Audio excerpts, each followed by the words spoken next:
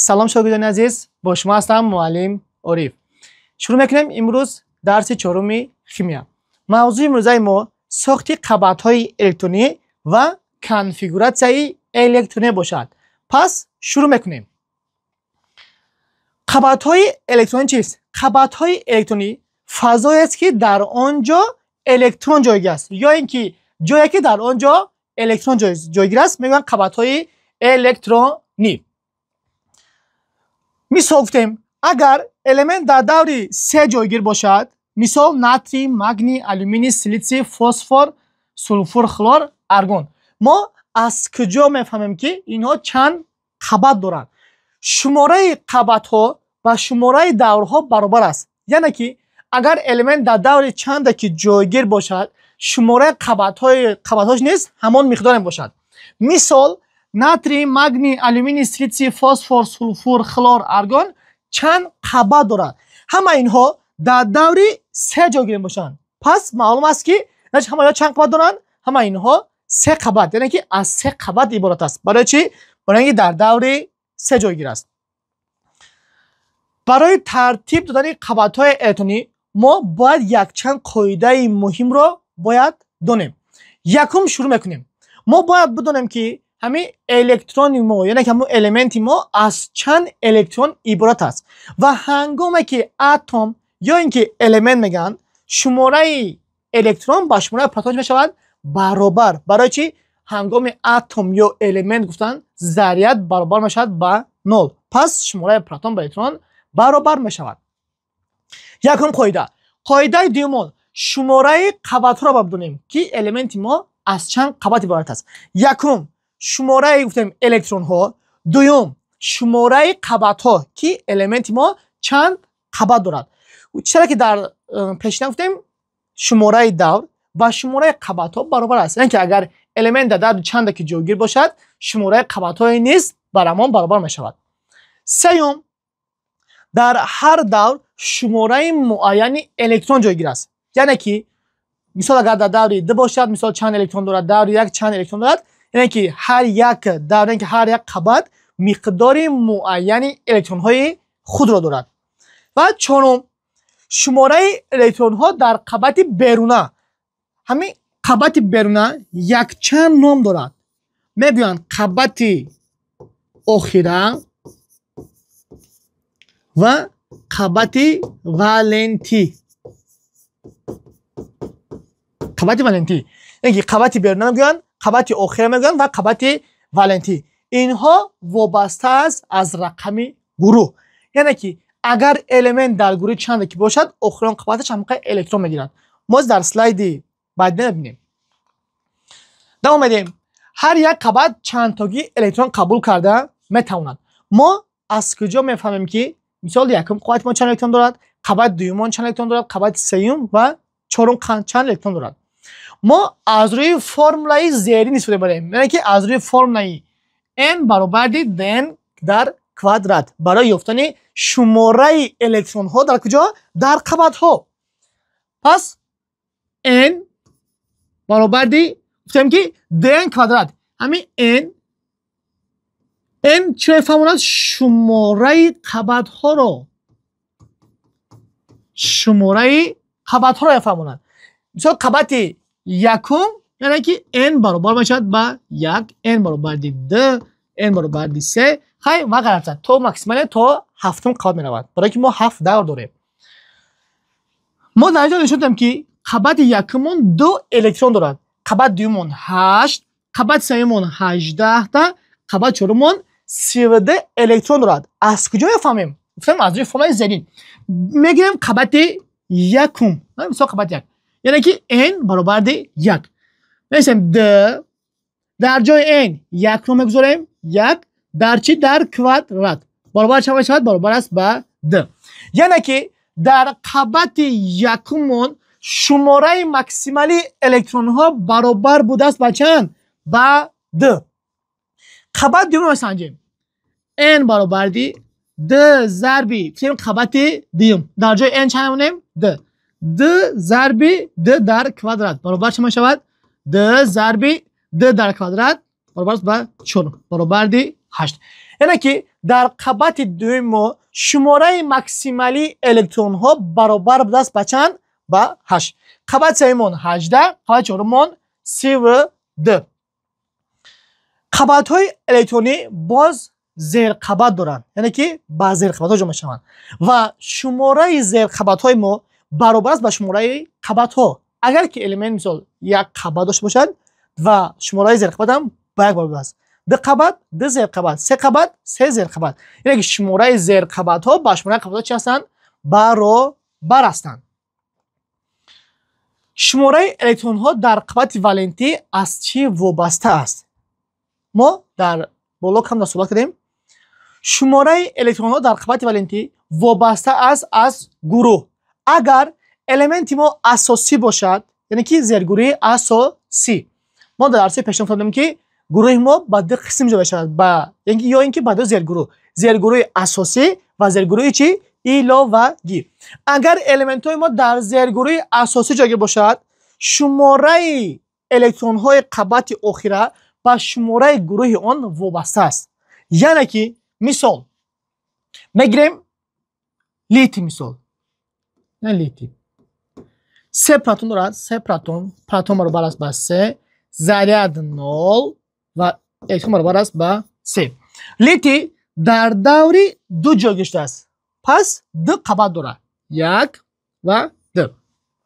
گفتم که شماره الکترون های قبط ولنتی یا قبط برنا میگیم از چه واسه گفتیم؟ از زیرگروه. یعنی که لیتی در زیرگروه اساسی، یعنی در اساسی جایگیر است. پس شماره الکترون های قبط ولنتی با شماره گروه آن برابر است. لیتی در گروه 1 جایگیر است، پس اخیران قبط آن 1 الکترون میگیرد و قبط یکم 2، برای اینکه در قبط یکم 2 الکترون جایگیر شده میتونید. یا اینکه مثال بگیریم بار، پروتونش 4 ضرب 0 الکترون هم برابر است با 4. در دوری 2 قبط دارد. الیمنت زیرگروهی اساسی باشد و در گروه چند جایگیر است؟ در گروه 3 جایگیر است و تا 5 پروتون دارد.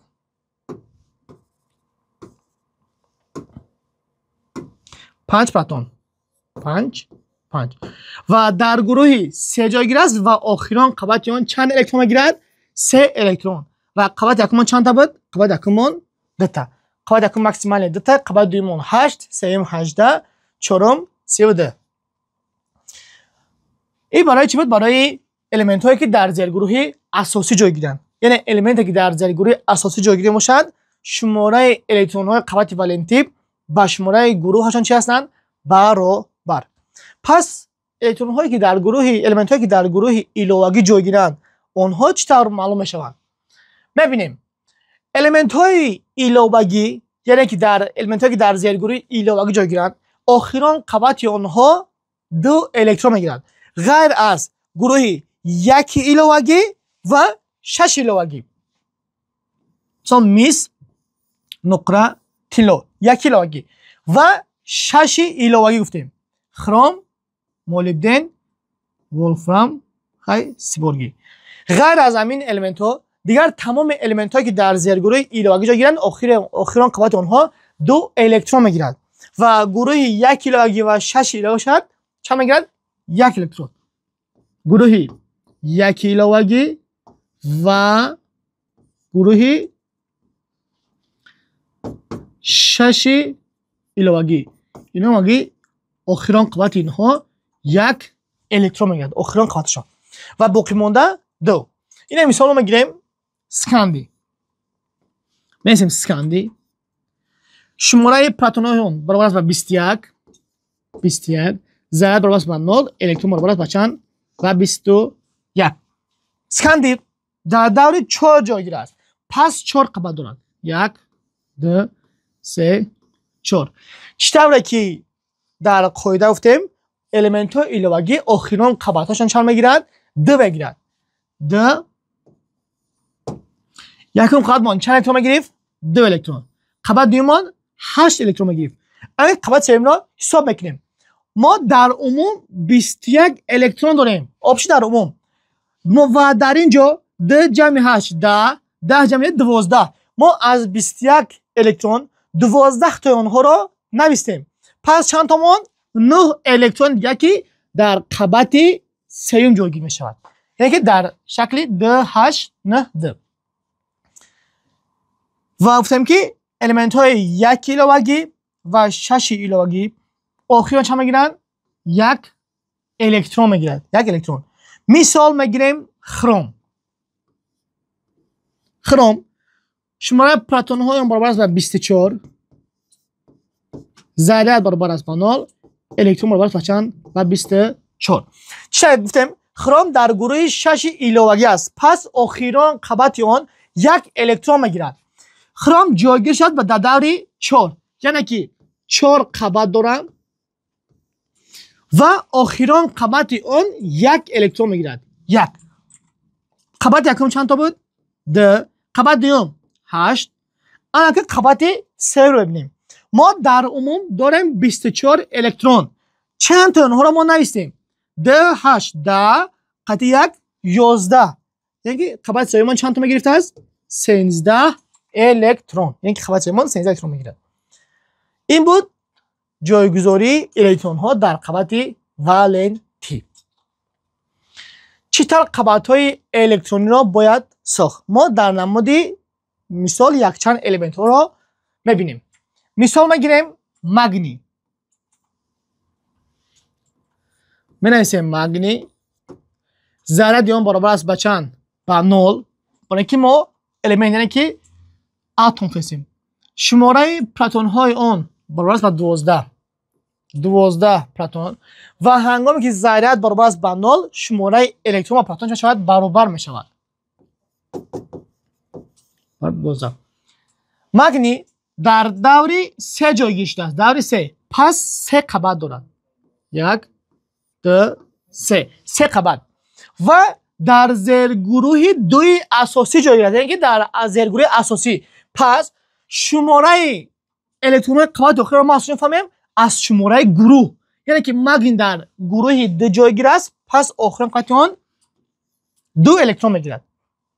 قبط یکمون 2 قبط سومون قبط دومون 8 یکمون 2 دومون 8 و سومون 2. یعنی که ما در عموم 12 الکترون داشتیم و همین 12 الکترون ها رو به قبط ها تقسیم کردیم. یعنی که 2 جمع 8 10 10 جمع 2 12. مثال دیگر میگیریم سولفور. سولفور شماره پروتون های آن برابر است با 16، ذریت برابر است با 0، الکترون برابر با 16. سولفور چرا که ببینیم در دور 3 جایگیر است. پس 3 قبط دارد. 3 قبط و در زیر گروه اساسی گروه 6 جایگیر است. پس آخران قبط آن 6 تا چه میگیرد؟ 6 تا الکترون. قبط یکمون 2 الکترون، قبط دومون 8 الکترون. 2 8 6. یکمون تا ایلوگی میگیریم. مثال میگیریم یا منگان.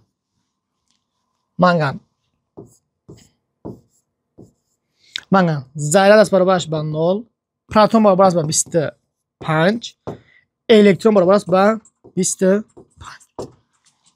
منگان در دور 4 جایگیر است. پس 4 قبط دارد. 1 2 3 4 قبط و از سبب که الیمنت ایلوگی باشد پس آخران قبط آن چند میگیرد؟ 2 الکترون میگیرد. قبط یکمون 2 الکترون میگرفت، قبط دومون چند تا بود؟ 8 الکترون میگیرد. قبط سوم رو حساب میکنیم. ما آبش در عموم داریم 25 الکترون. 2 جمع 8 10 10 جمع 12. اینو چه می‌نویسیم؟ 13 میشه در عموم 25 الکترون. این بود ساخت قبط‌های الکترونی. باز یک چند قاعده رو گفته بگذاریم. چرا که گفتیم قاعده‌ای که برای ساختن چی کار بود؟ قبط‌های الکترونی. یکم ما باید شماره الکترون رو بدونیم، مثلا چند الکترون دارد. دوم شماره قبط‌ها رو. سوم شماره الکترون هایی که در قبط جایگیر است و چهارم شماره الکترون هایی که در قبط آخر جایگیر است. دوام میدیم. چه خیلی قبطهای الکترون ها در ایون ها باید ساخت؟ ایون چی بود؟ ذره خردی ذریت نوک که ایون میگوید. مثال ایونی کربن چند باشد؟ کربن مینوسی 4 پروتون برابر است با 6 و الکترون رو میابیم. الکترون برابر پروتون مینوسی ذریت برابر پروتون 6 مینوسی ذریت مینوسی 4 برابر 6 مینوس مینوس پلوسی 4 برابر چه میشود؟ برابر 10 الکترون. ما در ایون یگان خیلی قاعده نداریم. دور یا اینکه گروه رو نگاه نمیکنیم. می از یک لب قبطها رو پر کرده رفته میگیم. ما 10 الکترون داریم. همه 10 الکترون رو بر قبطها تقسیم میکنیم. قبط یکمون چند الکترون میگیریم؟ 2 الکترون. قبط دومون 8 الکترون. یعنی که شماره عمومی الکترون های ما با چند برابر بود؟ با 10. اینه 2 جمع 8 برابر است با 10. یعنی که ما 10 تا الکترون ها رو با قبط ها چقدر تقسیم کردیم. مثال دیگر فسفر. ایونی فسفر. ایونی فسفر فسفری مینوسی 3 باشد. شماره پروتون های برابر است با فسفر 15. شماره الکترون برابر الکترون برابر پروتون مینوسی ذریت 15 مینوسی 3 برابر است با 18. پس یعنی که ما آبش در عموم 18 الکترون داریم. همین 18 الکترون ها را با قبط ها تقسیم میکنیم. قبط یکم 2 الکترون. قبط دوم چند تا بود؟ 8 الکترون. قبط سوم آبش یعنی که ماکسیمال 18 تا الکترون قبول کرده میتونه. اما ما در عموم 8 الکترون داریم. در قبط یکم 2 تا نیستیم. در قبط دوم 8 تا. ما 10 الکترون نیستیم. چند تا بود آبش؟ 18 الکترون. از 18 الکترون ما 10 تا اون رو نوشتیم. چند تا مونده؟ 8 تایی دیگر. یعنی 8. این در ایون بود. یعنی که گفتیم در ایون ما یگان خیلی قاعده نداریم. یعنی که نه دور نگاه میکنیم نه گروه نگاه میکنیم. دومتیم کنفیگوراسیون الکترونی. کنفیگوراسیون الکترونی یا که میگن فرمول الکترونی. این فرمول است که جایگیر شوی الکترون ها رو در قبط ها و زیر قبط ها نشون میدهد. فرمول کنفیگوراسیون الکترونی. ما زیر قبط داریم. S زیر قبط، P زیر قبط، D و F زیر قبط ها. و اوربیتال. اوربیتال چیست؟ اوربیتال فضایی است که یا جایی است که درگیر دیگر را در آنجا الکترون جایگیری میشن. زیر قبط های ما S زیر قبط داریم، P زیر قبط داریم، D زیر قبط، F زیر قبط و هر یک زیر قبط شماره یعنی که شماره عمومی اوربیتال های خود دارد. مثال S زیر قبط ما دارد 1 اوربیتال، P مون 3 اوربیتال، 3 اوربیتال، D مون 5 اوربیتال و F مون 7 اوربیتال و شماره ماکسیمالی الکترون هایی که در اوربیتال ها جایگیر شده میتواند برابر است با 2 الکترون. 2 الکترون یعنی که در هر یک اوربیتال ماکسیمالا 2 الکترون جایگیر شده میتواند. ما الکترون ها را با تیرچه شون میکنیم و یکی اونها بالا و دیگر تیرچه و سمت پایین. اگر ما در یک اوربیتال 2 الکترون اگر به سمت بالا مونیم این چی میشه؟ خطا. ما باید همه وقتی که الکترون ها در اوربیتال ها جایگذاری کنیم یک الکترون به سمت بالا و دیگری الکترون به سمت پایین باید باشد. یعنی که در S زیر قبط من 2 الکترون جایگذاری میتوانند برای اینکه یک اوربیتال دارد. در P زیر قبط من 6 الکترون. برای 6 الکترون ما گفتیم که در یک اوربیتال شماره ماکسیمالی الکترون برابر است با 2 و در P زیر قبط ما عبارت است از 3 اوربیتال. یعنی که اگر در یک اوربیتال 2 الکترون جایگذاری شود در 3 اوربیتال 6 الکترون. 1 2 1 2.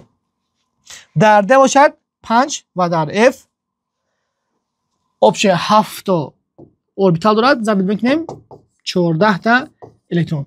در D مون 10 الکترون. قاعده پرکنی اوربیتال ها در P زیر قبط بگیریم. مثال اگر در پ بگیریم،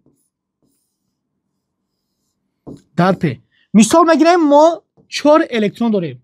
چطور پرو میکنیم؟ اول تیرچه ها رو، یعنی الکترون ها رو اول یک طریق به سمت بالا جایگذاری میکنیم. 1 2 3. اگر الکترون ما زیادی کنه بعد گشته با عبرت نه تیرچه طرف چی؟ طرف پایان پر کرده میریم. یعنی که ما یک باره دو تاگی پر کرده نمیتونیم که وای خطا میشه. دوام میدیم. چخل کنفیگوراسیون الکترونی باید ساخت. ما یک چند المنت ها رو مثال میگیریم. مثال میگیریم سولفور. شماره پروتون ها برابر است با 16. ذره برابر است با 0. الکترون برابر است با 16. سولفور در دوریم 3 جایگیر است، پس 3 قبض دارد و در گروه 6 اساسی، پس آخرین قوت آن 6 میگیرد. قوت یکمون 2 جاش 8 و گفتم که شماره قوت ها با زیر قوت ها برابر است. یعنی که قوت یکمون اس زیر قوت داره، قوت دیمون اس پی، قوت سومون اس پی د زیر قوت. ما همین الکترون ها را با قوت و زیر قوت ها تقسیم میکنیم. یکم میرسیم یک چی رو میفهمونه؟ یک شماره قوت ها رو، یعنی که قوت یکم از چی آغاز میشود؟ از اس زیر قوت، از اس زیر قوت و در اس ماکسیماً 2 تا الکترون جایگیر شدن میتواند. یعنی که یک اس ده اینا یکم قوت مون اس زیر قوت 2 الکترون. یکم قوت ما بود چید. دویم قوت سر چید. دویم قوت دو چی است؟ دو شماره قوت. دویم قوت از چی آغاز میشود؟ از اس زیر قوت 2 اس. در اس ما ماکسیماً 2 الکترون میگنجد، یعنی که 2 اس ده. بعد اس ما داریم پ. در دویم قوت ما پ 2 پ ماکسیماً چند تا میگیرد؟ 6 تا الکترون ماکسیماً 2 پ 6. ما در قوت دویمون 8 تا الکترون داشتیم. اینا دوری، یعنی که قوت دوم اس پ داریم. اینا اس پ چند الکترون؟ 8 الکترون. اینا 2 جمع 6 8 تا الکترون. یعنی قوت دویمون هم بود چید و انجام رسید. قوت چطور چید؟ سیوم قوت از چی آغاز بشود؟ از اس. 3 اس. اس چند تا میگیرد ماکسیماً 2 تا میگیرد. 3 اس 2. بعد اس پس شروع میشود دوری، یعنی که قوت 3 پ زیر قوت پ ماکسیماً 6 تا الکترون میگیرد. اما ما در سیم قوت، یعنی که در عموم 6 داریم و 2 تای آن را ما نوشتیم در اسمون، پس چند تا ما داریم؟ 4 تای دیگر. اینا در سیم قوت مون، اینا سیم قوت اس پ داشتیم که ما بعدمون الکترون نرسید. اینا اس پ چند الکترون بود؟ 6 تا. اینا 2 جمع 4 برابر است با 6، یعنی که 6 الکترون. این ما ترتیب دادن کنفیگوراسیون چی؟ کنفیگوراسیون الکترونی. کنفیگوراسیون الکترونی در ایون ها چیزی که گفتیم در ایون ها قاعده وجود نداشت. مثال بگیریم ما ایونی خلور. ایونی خلور برابر است با -1. پروتونش برابر است با 17. الکترون برابر دی پروتون مینوس ذریت 17 مینوس 1 برابر است با 18. یعنی که در ایون خلور شماره الکترون ها با چند برابر است؟ با 18. ما گفتیم که در ایون دور نگاه نمیکنیم. یکم قوت مون 2 الکترون میبرد، دویمون 8، سه قوت مون ماکسیماً 18 الکترون میبرد. اما ما آبش در اون چند داریم؟ در اون 18 تا که ما 10 تای اون رو نوشتیم، پس 8 تای دیگر مونده. 2 جمع 8 10 18. اینا 18 تا شد. یکم قوت مون اس زیر قوت داره، دویمون اس پ، سومون اس پ د. پس شروع میکنیم. یکم قوت مون یک مانش یکم قوت از شروع میشود از اس زیر قوت. اس زیر قوت در اسمون چند تا الکترون جایگیر شده میتواند؟ 2 تا الکترون. 1 اس 2، یعنی که بود شید نه؟ یکم قوت تمام شد. دویم حساب میکنیم. دویم قوت از چی آغاز می‌یابد؟ از اس زیر قوت. ds در s چند تا الکترون میگنجید؟